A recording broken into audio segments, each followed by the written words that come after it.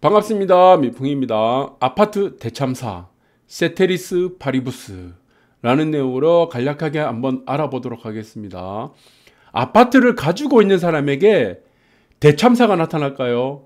그것을 바라는 사람은 아마 무주택자일 겁니다. 아니면은 아파트를 가지고 있지 않은 사람에게 대참사가 나타날까요? 그래서 여기서는 한 두 가지 정도로 우리는 알아봐야 될 것 같습니다. 일반적으로 우리 대한민국 국민들의 입장에서 한번 봐야 될 것 같고, 그리고 정부 쪽 측면에서도 한번 이 부분을 살펴봐야 될 것 같습니다. 여기서 생소한 단어가 하나 나타납니다. 세테리스 파리부스. 여기에 대해서 잠깐 언급해 드리면은, 세테리스 파리부스, 이거 라틴어입니다. 모든 조건이 동일하다면 이라는 뜻이죠. 어떤 하나의 이론이라든가 법칙이 수많은 변수들이 작용하게 된다면은 일정한 법칙이거나 일정한 이론이 도출되기 힘들 겁니다. 그래서 하나의 보편적인 법칙을 만들기 위해서는 조건을 동일시해야 되죠. 모든 조건이 동일하다면. 아파트라는 것은 근본적으로 화폐 가치에 연동되는 자산입니다. 이런 화폐 가치에 연동되는 자산에서 모든 조건을 다 동일시한다는 우리가 가정을 세운다면은 과연 아파트를 갖고 있는 사람에게 대참사가 나타날지, 아파트를 가지지 않은 사람들에게 대참사가 나타날지 우리는 한번 좀 생각을 해봐야 될 것 같아요. 아파트를 가지고 있지 않은 사람들은 물론 아파트가 수많은 전문가, 부동산 전문가, 경제학자들이 말하는 앞으로 부동산은 대폭락할 거라 하는 것에 근접을 해야 될 것 같습니다. 그런데 우리 좀 재미난 일이 있습니다. 물가죠. 물가, 인플레이션. 우리가 여기서 많이 놓치는 부분들이 있다. 그것이 뭐냐? 모든 조건이 동일하게 되면은 인플레이션은 지속적으로 상승할 수밖에 없다는 것이다. 이것이 바로 시장경제의 원리입니다. 우리가 아파트를 갖고 있는 사람들, 아파트를 갖고 있지 않은 사람들에게도 모든 조건을 다 동일시해버렸을 때 오로지 남은 것은 하나입니다. 아파트라는 것은 화폐에 연동되는 자산이다. 그러면은 정답은 단 하나밖에 없겠죠. 인플레이션이 나타나는가 나타나지 않는가에 따라서 아파트 가격이 결정되니까. 여기서 그러면 대참사를 맞는 경우가 누구가 있습니까? 인플레이션이 나타나게 되면은 당연히 집이 없는 사람들에게는 아파트에 대참사가 나타나게 되는 겁니다. 그런데 오늘 나온 기사를 보겠습니다. 6월 1일자 9년 만에 등장한 2% 중반 고물가가 나타났다고 합니다.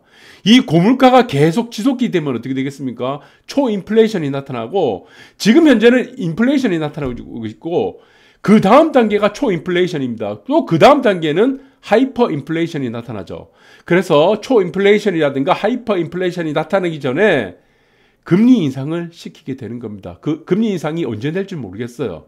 그러나 올해 중에 늦어도, 빨라도 올해 중, 아니면은 늦어도 내년 중으로는 금리 인상이 나타날 가능성이 크다. 그런데 이 인플레이션이 일어나는 와중에는 금리 인상과 아파트 가격은 일반적으로 같이 상승하는 경우가 굉장히 많았습니다.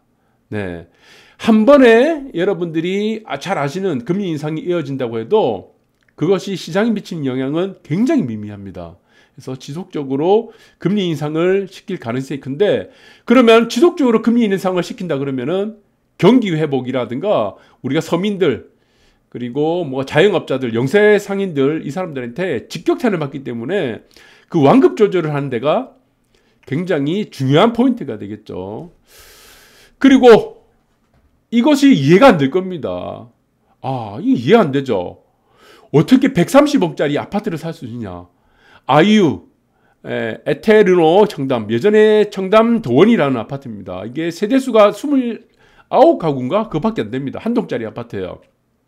그래서 여기는 청담동의 아주 요지입니다. SM40 옆에 보시면은 한강 명문 조망권 아파트입니다. 전 세대가 한강 조망권이고, 특히 보시면은 희소성 있는 아파트 같은 경우는 세대수가 작죠. 네, 대단지 아파트는 희소성을 받으려고 하면은 일선의 해안 일선이라든가 한강변 일선에 있는 세대만 조망권을 지어주기 때문에 대부분 보시면은 아주 희소성 있는 아파트, 고가 아파트들은 소단지 아파트가 대부분입니다. 청담도도 마찬가지고. 자, 이게 말이 안 되는 겁니다. 이 아파트를 누가 사냐? 이 130억, 200억, 250억 하는 아파트를 우리는 항상 궁금증을 갖고 있는 거예요. 아파트를 갖고 있지 않은 사람들에게는 과연 저 사람들이 저렇게 비싼 아파트를 누가 살까? 그런데 다 주인이 있습니다. 여러분들 샤넬 백이 있습니다. 네, 샤넬 백이 있고 무슨 뭐 에르메스 백이 있습니다. 그런데 그 백들이 1,500만 원, 1,500만 원, 2,000만 원, 3,000만 원 하는데 백을 잘 모르는 사람들, 가방을 잘 모르는 사람들은 3,000만 원짜리 가방을 누가 사냐 이렇게 생각할지 몰라요. 그러나 다 삽니다. 다 주인 있어요. 왜? 그 3,000만 원짜리 백을 사는 사람들, 130억짜리 아파트를 사는 사람들이 소유하는 가장 근본적인 욕구가 무엇이었냐면 희소성입니다. 그 백은 하나밖에 없기 때문에 모든 사람들이 그 백을, 그 아파트를 살 수 없기 때문에 그것이 바로 화폐 가치와 연동되는 자산들은 이렇게 희소성에 굉장히 연동이 깊다는 겁니다. 여러분들이 보시면은 뭐 전날 뭐 12시, 11시 밤 줄 세워서 잘 아시죠? 샤넬백 뭐 하루 종일 기다리잖아요. 그 백을 기다려서 하루 종일 굶어가면서 줄 서서 기다린 이유가 뭡니까? 그 백을 아무나 살 수 없기 때문이다. 희소성이다. 그래서 이 희소성이라는 것들이 저는 자산시장에서 가장 중요한 키포인트다. 그래서 지금 뭐 집이 없는 사람들, 앞으로 집을 구매하려고 하는 사람도 있을 거고, 뭐 집을 한 채라도 갖고 있는 사람도 있을 겁니다. 네, 이런 걱정하지 마세요. 저렇게 비싼 아파트 나는 안 산다 그렇게 얘기하실 사람도 있겠지만 사실은 다 주인이 있다. 예, 그렇게 보시면 될 것 같고, 여기 있습니다. 여기 이름이 좀 어려워요. 옛날에는 청담 더원이라고 해서 이름이 씹었는데 에테르노 청담 여기 입지를 보시면은 굉장히 좋죠. 네, 그래서 부지는 굉장히 좀 작습니다. 그런데 뷰를 보니까 화려합니다. 그냥 막 한강 조망권 바로 앞에 그냥 물이 쫙 펼쳐지는 거야. 예, 그리고 여기서 뭐 트리마저도 보이고, 네, 여기 뭐 지금 보이죠? 네, 아크로도 보이네요. 포레스트도 보이고, 네. 그리고 아주 올림픽대로 옆에, 이 올림픽대로 쭉 가다 보면은 이제 뭐 여기 있죠. 네, 압구정 현대도 나오죠. 그래서 조망은 아주 좋다. 네, 이렇게 보시면 된다. 그것이 바로 희소성이다. 네, 그렇게 보시면 되고, 저는 또 정부 측면에서도 한번 봐야 될 것 같습니다. 정부 측면. 우리가 시장 조성이라는 단어가 굉장히 중요합니다. 시장 조성. 여러분들한테는 또 생소한 단어가 하나 또 등장하는 겁니다. 시장 조성. 자, 여기서 하나의 시장이 생깁니다. 하나의 시장이 새로 생기거나 신규입니다. 신규. 뭐 신규 시장이 하나 생기거나 뭐 기존의 시장이 하나 있습니다. 기존의 시장도 두 가지가 있겠죠. 네. 이거는 기존의 시장이 있습니다. 그런데 하나의 시장이 생기게 되면은 여기서 무엇을 공급해 줘야 됩니까? 유동성을 공급해야 되죠. 유동성. 가장 중요한 공급. 유동성에 대한 공급을 만들어 줘야 됩니다. 그래야지 매수자들이 나타날 거 아니에요. 매수자. 이 공급이 막 쌓여야 되잖아요. 그럼 매수자도 하나, 둘, 셋, 넷, 다섯이 계속 나타날 거 아니에요. 그런데 유동성에 대한 공급이 하나도 없어. 만약에 0이다. 그럼 매수자가 계속 대기하고 있으면 뭡니까? 이게 거래가 안 되죠. 거래가. 유동성이 없으니까. 거래가 자체가 아예 안 되는 겁니다. 그래서 이 거래가 되기 위해서 정부는 시장 조성자의 역할을 하게 됩니다. 시장 조성자. 금융시장에서는 시장 조성을 누가 합니까? 예, 기관들이 하죠. 기관. 증권사라든가 이런 투자기관들이 하게 되고, 부동산에서의 시장 조성은 누가 하냐? 정부입니다. 정부. 예, 정부가 부동산 시장 같은 경우는 정부가 시장 조성자의 역할을 하게 됩니다.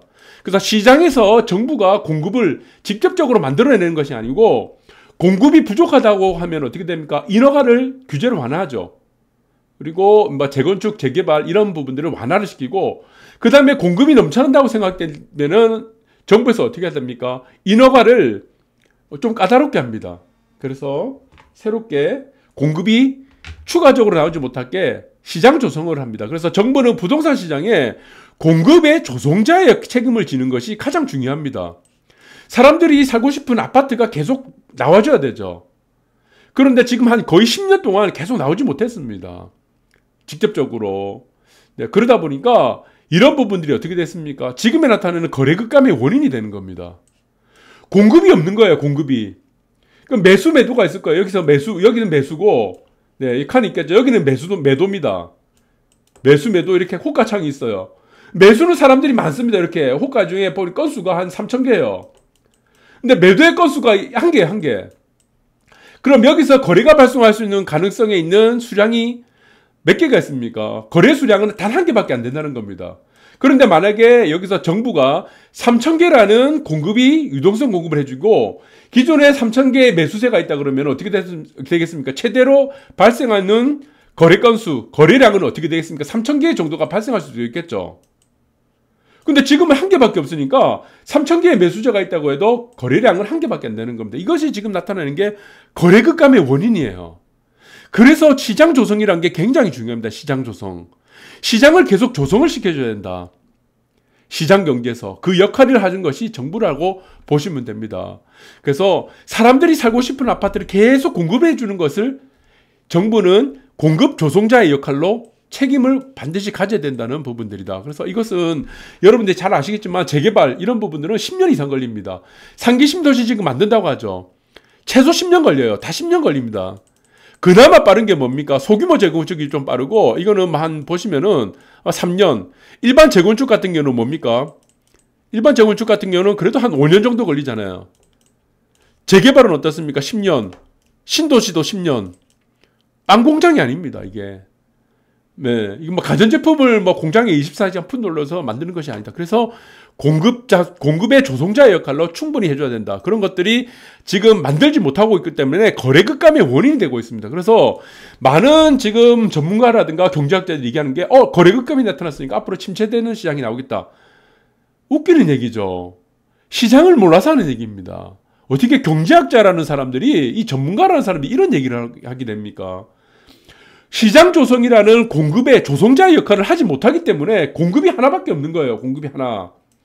매수자는 3,000개입니다. 근데 거래량이 하나밖에 안 되는 거죠. 하나밖에 될 수밖에 없는 거죠. 그래서 거래량이 이렇게 침체되는 원인이라고 보시면 됩니다.